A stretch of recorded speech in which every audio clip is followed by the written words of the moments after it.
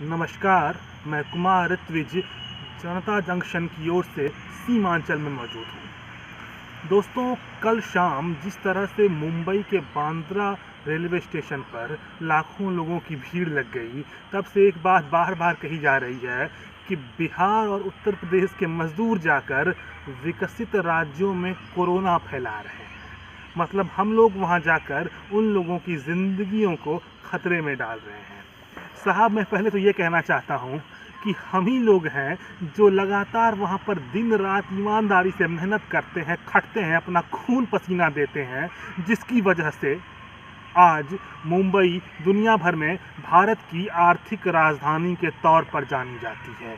आज जब ऐसा वैश्विक संकट आया है, वैसे में तो मुंबई का कर्तव्य बनता है कि वो हम लोगों का पेट पाले। लेकिन साहब, दिल्ली जैसे विकसित राज्य का मुख्यमंत्री जब 8 अप्रैल को यह ऐलान करता है कि जिन लोगों के पास राशन कार्ड नहीं है उन लोगों को भी हम खाना देंगे, तो वो ये बताता है कि राशन कार्ड तो हमारे ही पास नहीं होता है। क्योंकि साहब, हम लोग तो बाहर से वहाँ जाते हैं, हम वहाँ पर कोई वोट नहीं दे सकते, इसलिए हमारा राशन कार्ड भी नहीं बनता। और जब हम लोगों को 8 अप्रैल तक खाना नहीं मिलता, तो सोचिए हमारी क्या स्थिति होती होगी। कई लोग मुझे फ़ोन करते हैं, बताते हैं, ऋत्विज भाई हम यहाँ फंसे हुए हैं, कुछ कर दीजिए हमारे लिए। साहब, हम तो कोई रईस है नहीं, गरीब हैं, लेकिन इतना कर सकते हैं कि कुछ लोगों को फ़ोन करते हैं और कहते हैं कि हो सके तो कम से कम 4 से 5 दिनों तक का सूखा राशन उन तक पहुँचा दिया जाए, ताकि वे लोग जीवित रहें। और हमारे यहाँ घर पर खुद के हलक से खाने का एक और नीचे नहीं उतरता है, आँख में आंसू आता है और दिल कहता है कि आखिर इस बिहार में हमारे लिए रोज़गार के अवसर क्यों नहीं है, जो हम लोगों को 2 जून की रोटी इकट्ठा करने के लिए भी बाहर जाना पड़ता है। दोस्तों, मुझे आज भी याद है सन 2014 लोकसभा चुनाव, और उस समय भारत के माननीय प्रधानमंत्री के उम्मीदवार श्री मोदी जी पूर्णिया आए हुए थे। उन्होंने सीमांचल में एक उस समय जो पहली रैली की थी, वो इसी पूर्णिया के रंगभूमि मैदान में हुई थी। मैं वहाँ ऑडियंस में मौजूद था। प्रधानमंत्री ने लगभग 1.5 से 2 घंटे का लंबा भाषण दिया था। उन्होंने कहा था कि आंध्र प्रदेश से मछली मंगवाने की कोई ज़रूरत नहीं है, यहाँ पूर्णिया में हम लोग मछली पालन का उद्योग खड़ा करेंगे।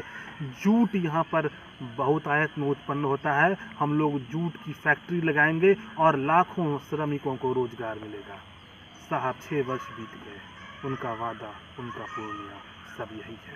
मैं ये नहीं कह रहा कि दोष उनका है, दोष इस पूरी व्यवस्था का है, जिस बिहार में हम लोग बिहार को राजनीतिक तौर पर सबसे प्रबुद्ध मानते हैं और यह कहते हैं कि बिहार के हर चौक चौराहे पर, पान दुकान पर लोग सिर्फ और सिर्फ पॉलिटिक्स की चर्चा करते हैं। आज ऐसी क्या नौबत आन पड़ी है कि उसी बिहार के लोग बाहर फंसे हैं, लेकिन यहाँ के जनप्रतिनिधियों की होठों को किसी ने कुतर दिया है। उनके कानों पर जूं नहीं रेंग रही है कि उनका अपना बिहारी बाहर दिन रात भूख तड़प रहा है, उसके बच्चे भूखे प्यासे दूध के अभाव में मरने को मजबूर हैं। अब ज़रा मैं बात अपनी पूर्णिया की कर लेता हूँ। मैं जब बोल रहा हूँ तो इस वक्त आपके स्क्रीन पर एक तस्वीर आएगी। उस इंसान का नाम है इंद्रजीत रंजन भारती। ये भाई साहब विगत 20 से 25 दिनों से लगातार पूर्णिया में गरीबों के लिए काम कर रहे हैं, सूखा राशन से लेकर और अन्य तरह की चीज़ें पहुंचा रहे हैं।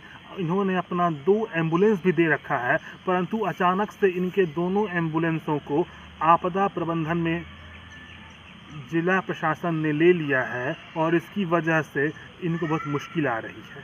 इनको पता नहीं चल पा रहा है कि इनके एम्बुलेंस के ज़रिए कहाँ पर सहायता पहुंच रही है, कहाँ नहीं पहुंच रही है। तो मेरे इस वीडियो के माध्यम से मैं पूर्णिया के जिला प्रशासन से अनुरोध करूंगा कि कृपया आपदा प्रबंधन के उस कोष्ठक से इनको मुक्त करिए और ये विगत 20 से 22 दिनों से लगातार जिस तरह से समूचे पूर्णिया में अपने एम्बुलेंस के सेवा कर रहे हैं, उनको यह काम लगातार करने दीजिए। सीमांचल, मैं वहीं मौजूद हूं और कई लोग मुझसे कह रहे थे फ़ोन पर कि भाई सीमांचल का क्या हाल है।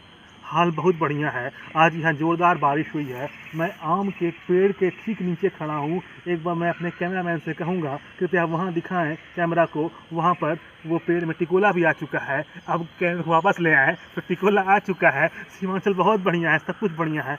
आप बढ़िया रहिए। आपको जीना है, आपको ज़िंदगी जीनी है, आपको मरना नहीं है। कोई कोरोना वायरस आपको मार नहीं सकता है। आपके शरीर में खून है, आप मेहनती हैं, आपको इस संघर्ष को जीतना होगा।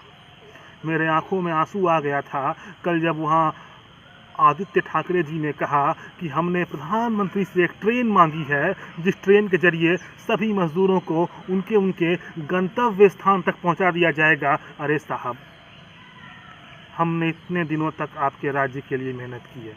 कम से कम इस समय जब हमारे पास खाने के लिए अन्न नहीं है, ऐसी वैश्विक आपदा आन पड़ी है, हमारे लिए आप 2 जून की रोटी का जुगाड़ तो कर ही सकते हैं, कर दीजिए। और इसी के साथ मैं अपनी वाणी को विराम देना चाहता हूँ और ये अंत में यही कहना चाहता हूँ, जय बिहार, जय भारत।